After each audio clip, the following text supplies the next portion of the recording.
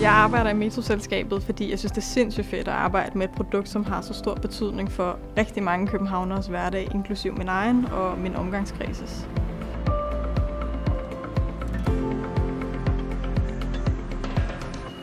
Når jeg fortæller folk, at jeg arbejder hos Metroen, så har de fleste ofte en holdning til det, eller spørgsmål til, hvorfor tingene fungerer, som de gør. Det synes jeg er virkelig sjovt at få lov at arbejde med. I Metroselskabet har vi mange forskellige baggrunde, og det synes jeg er sindssygt fedt, fordi i min optik opnår vi de bedste resultater med diversitet, både fagligt, men også personligt.